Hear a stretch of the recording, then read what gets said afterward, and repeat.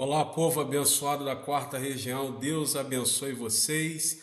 Bispo Bruno Roberto, mais uma vez aqui nessa que nós temos denominado como quarta com o bispo, esse tempo abençoado de Deus para nós, que nós não abrimos mão de ter todas as quartas-feiras, às 20 horas, pelo nosso canal do YouTube aqui da nossa quarta região. Então, povo abençoado de Minas Gerais, do Espírito Santo e do Ceará. Fora os amigos e amigas que já têm o costume de estarem conosco aqui às quartas-feiras. Espalha o link dessa transmissão para o maior número possível de amigos e de amigas. Clique aí no curtir, comente, diga de qual cidade, qual igreja você está aí assistindo e vai ser um prazer interagir aqui com vocês. Eu já quero agradecer a participação de todo mundo que está aqui online, já estava esperando por esse momento. Como vocês sabem, nós estamos tratando já há 5 semanas, 5 com essa de hoje, sobre os nossos princípios de maturidade a partir das leis da mente. Então, o tema que nós temos trabalhado aqui é as leis da mente e a maturidade cristã. Então, a cada semana nós temos falado como que os princípios da mente, os subestabelecimentos que Deus criou da mente humana podem nos favorecer para uma caminhada de vida saudável. Então, na primeira semana eu falei sobre a lei da substituição, onde eu disse que o único meio de se livrar de um determinado pensamento é substituindo por outro. A Bíblia fala que tudo que é elogiável, tudo que é louvável, tudo que tem alguma fama, seja isso que ocupe os vossos pensamentos. Então, a primeira lei da mente é a lei da substituição. Você quer parar de ser regido por alguma determinação da sua mente, ou quer parar de ser regido ou regida por algum princípio que tem norteado a sua vida para lugares ruins, para situações ruins, para coisas que não têm te abençoado. A Bíblia diz, e a lei da mente, a ciência só corroborou com isso, substitua. Comece a jogar para dentro da sua mente, para dentro da sua vida, outros níveis de pensamento, outros tipos de pensamento, e automaticamente você vai ser regido por esses pensamentos. Então é a lei da substituição. Então comece a ter uma disciplina de ver menos, não ver menos, mas parar de ver coisas que não te abençoam, parar de ouvir coisas que não te abençoam, parar de se relacionar com pessoas que jogam lixo para dentro da sua alma e comece a ser um consumidor, uma consumidora de coisas elogiáveis, e você vai ver que automaticamente essas coisas vão ser substituídas à sua mente e você vai ser regido por outras coisas. Uma segunda lei da mente, falamos isso na segunda semana, é a lei do relaxamento. A lei do relaxamento diz que em toda atividade mental, o esforço demasiado é uma autossabotagem. Você dá um tiro no pé quando você começa a produzir muita coisa demasiadamente, você produz coisas na sua mente. E o texto que nós usamos é o de Salmo 37:7, que diz: descansa no Senhor e espera nele. Esse texto fala sobre a lei do relaxamento e nos ensina a entender que só pode descansar em Deus aquele e aquela que confia em Deus. Então, por que algumas pessoas se cansam demasiadamente? Porque a mente dessas pessoas precisam estar a todo momento trabalhando para dar conta de demandas que são propriamente delas. Você criou os rolos, você assumiu coisas que não deveria assumir, você tomou decisões que não deveria ter tomado. Então a sua mente começa a ter que trabalhar para dar conta da demanda que você criou. Se você conhecesse mais a Deus por intimidade com Ele, automaticamente você descansaria nele, porque eu falei reiteradas vezes aqui que ninguém confia em quem não conhece. Se você conhece a Deus, você vai descansar nele.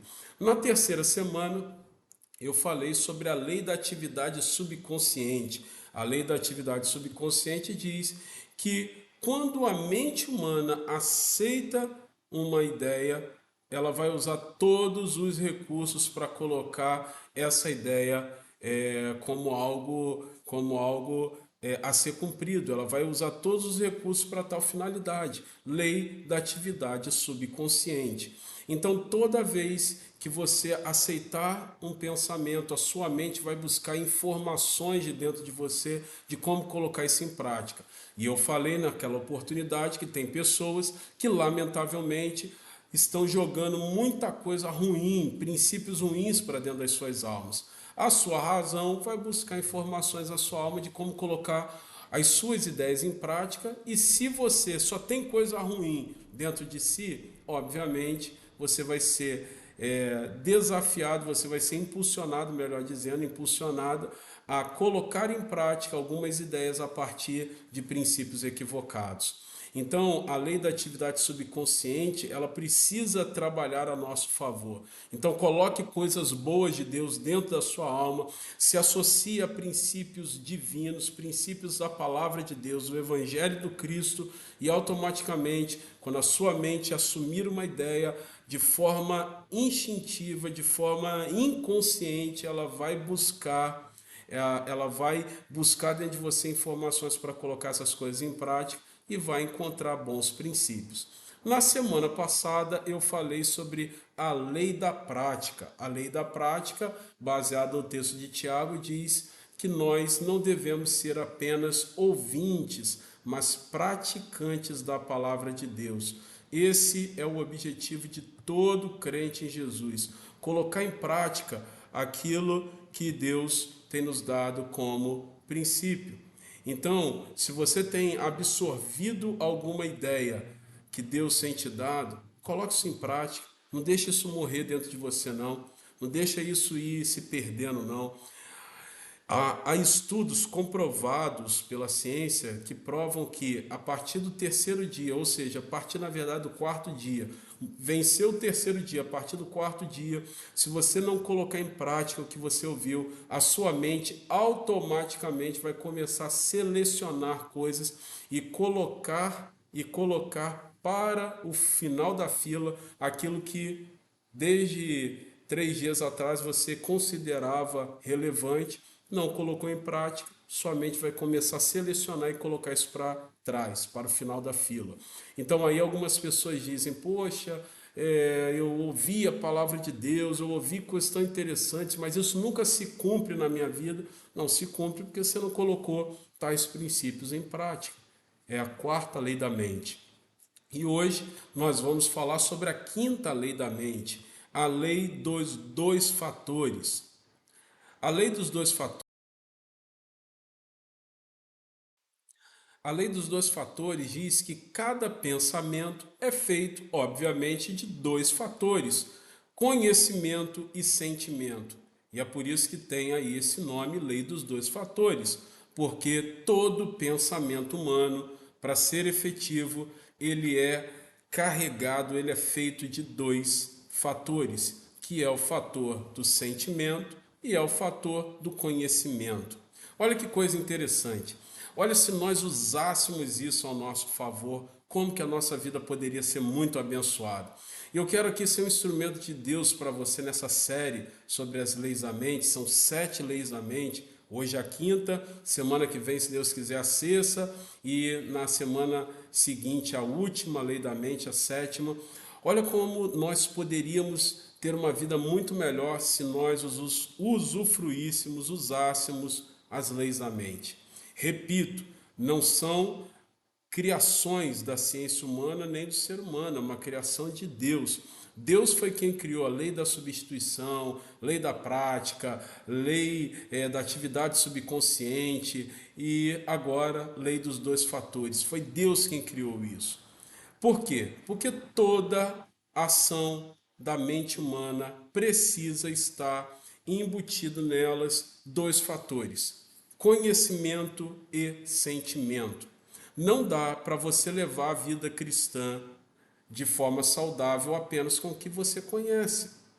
Você precisa de dois fatores. Você precisa saber das coisas, mas você precisa ter envolvimento emocional. Você precisa colocar o teu coração naquilo. E tem muita gente que, lamentavelmente, fica ali no desequilíbrio de usar apenas um dos dois fatores. Se você usa apenas um dos dois fatores, sua vida é desequilibrada. Tem gente que não busca respaldo a nível de conhecimento em nada que pretende fazer. Faz as coisas envolvido apenas pelos impulsos das suas emoções. São guiadas pelas suas emoções. Vão fazendo apenas aquilo, como a gente fala na expressão popular, faz aquilo que dá na telha, né? Vai fazendo aquilo que dá na telha, não está nem aí para nada, para ninguém, vai fazendo as coisas, quando na verdade essas pessoas que agem exclusivamente pelos seus sentimentos, pelas suas emoções, são pessoas desequilibradas e imaturas. Porque um pensamento, uma ideia para ser madura precisa estar carregado de dois fatores e não apenas de um. E pessoas que são guiadas exclusivamente pelos seus sentimentos e não por uma verdade de Deus, por um conceito, por um princípio de Deus, são pessoas que facilmente podem ser enganadas, porque a Bíblia diz que o coração do ser humano, representando essa nossa impulsividade, é enganoso. Pessoas que batem no peito e falam, eu sou guiado pelas minhas emoções. Lamento, você é imaturo, você é imatura. Pessoas que dizem, não, eu fiz aquilo que o meu coração mandava eu fazer. Quer dizer que você é guiado por algo que a Bíblia diz que é enganoso? Então você está vivendo uma caminhada existencial desequilibrada. Da mesma forma, erra e é desequilibrada a pessoa que vive apenas com um fator que é o antagônico ao sentimento, que é apenas o conhecimento. Pessoas que vivem apenas pela lógica do que conhecem, pelo cumprimento de meros protocolos, sem botar o coração nisso, sem estarem envolvidos de corpo e alma nesse negócio, vão ter dificuldade de expressarem uma vida saudável, especialmente uma vida cristã saudável. Eu lembro do exemplo do rei Saul. Saul ouviu de Samuel, o sacerdote, o seguinte: amigo, não faça nada diferente do que eu estou te falando. Espere, aguarde, que eu vou voltar, eu vou resolver um problema, vou voltar para nós sacrificarmos juntos. E Deus vai confirmar o teu reinado. Samuel demorou e Saul pensou o seguinte: se é para confirmar o meu reinado, esse camarada está demorando, eu vou aqui resolver o protocolo, vou tacar fogo nesse altar aqui, vou sacrificar e está tudo resolvido. Quando Samuel voltou e viu que Saul tinha desobedecido, Samuel disse: rapaz, era melhor você ter obedecido do que sacrificado. Deus iria confirmar hoje o teu ministério, mas porque você não obedeceu, Deus já está procurando outra pessoa que seja segundo o seu coração. Mas na cabeça de Saul, bastava cumprir protocolos, bastava fazer apenas aquilo que estava no seu raio de conhecimento. Qual é o protocolo que precisa ser cumprido aqui? Edificar um altar e tacar fogo em algum animal aqui no altar? É isso que eu vou fazer. Eu não preciso estar envolvido emocionalmente com isso. Eu não preciso estar com meu coração no altar. Eu não preciso ter conexões com esse Deus. Basta que eu cumpra protocolos dele. Quer ver um outro exemplo que eu posso te dar disso?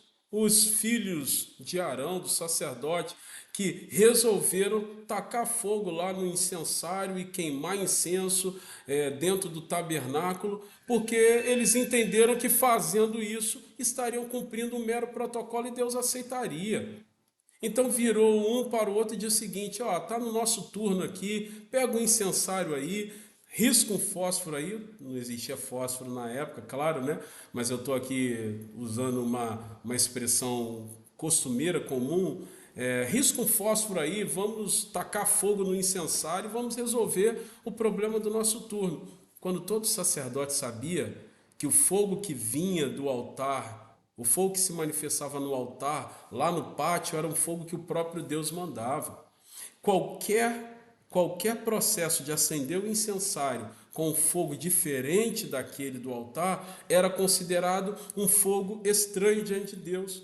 Mas para eles, pouco importava colocar o coração naquilo e ter vinculações com Deus. Para eles, bastava apenas o que eles sabiam, o que era meramente protocolar. E por isso, eles foram fulminados dentro do tabernáculo. Eu quero terminar dizendo para você o seguinte: Não existe vida saudável de forma desequilibrada. E tem muita gente que é desequilibrada hoje. Por quê? Porque vivem exclusivamente do que sentem, sem cumprir princípios. E tem pessoas no outro polo que vivem exclusivamente de cumprir protocolos, princípios, cumprem todo o esquemazinho religioso, mas não tem coração nisso. Não coloca o coração e a cara descoberta diante do altar de Deus. Enquanto Saul se preocupava exclusivamente em queimar sacrifício no altar para Deus confirmar o seu reinado, sem obedecer a Deus, Davi fazia aquilo que precisava ser feito, mas ao mesmo tempo ele era aquela pessoa que dizia: quando eu me verei diante do altar de Deus? Davi, quando ele levou a Arca da Aliança de volta para Jerusalém, diz o texto de 2 Samuel 6, que a cada 6 passos ele parava e no 7º ele dançava e sacrificava a Deus. Ou seja, ele equilibrou o cumprimento de um protocolo, que era levar a arca, com a espontaneidade, com o coração, com o sentimento, com as emoções diante de Deus, que era a cada 6 passos parar e no 7º dançar e oferecer sacrifícios a Deus. Quem é você? Como você está desenvolvendo a sua vida a partir dessa lei dos 2 fatores? Você é daquele que é só coração, faz aquilo que vem na sua cabeça fazer, sem cumprir princípios de Deus?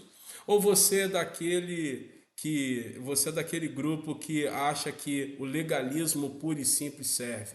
Não, aqui na igreja sempre foi assim, esse negócio de novidades do espírito, de discipulado, de coisas que fogem ao nosso protocolozinho litúrgico aqui não serve. Como é que você está levando a sua vida? Porque o equilíbrio parte do pressuposto de que nós somos regidos pela lei dos 2 fatores, aonde diz que cada pensamento é feito de 2 fatores, conhecimento e sentimento. Se você levar a sua vida a partir daquilo que você sabe de Deus e daquilo que você experimenta em Deus, ou seja, conhecimento e sentimento, a nossa vida vai ser equilibrada. Então pega tudo que você sabe hoje e derrame-se em coração no altar de Deus em busca. Pega toda a tua impulsividade, o teu amor pela religião, pelas coisas da religião, pelas coisas da igreja, e comece a colocar isso em prática a partir do cumprimento de princípios. E a lei dos 2 fatores vai nos abençoar. Até a próxima quarta-feira, se Deus assim nos permitir. Não saia dessa transmissão sem curtir, comentar e compartilhar o link para um número muito grande de amigos e amigas. Se Deus quiser, próxima quarta-feira estaremos aqui falando sobre mais uma lei da mente até cumprirmos as 7. Fique na paz, Deus te abençoe.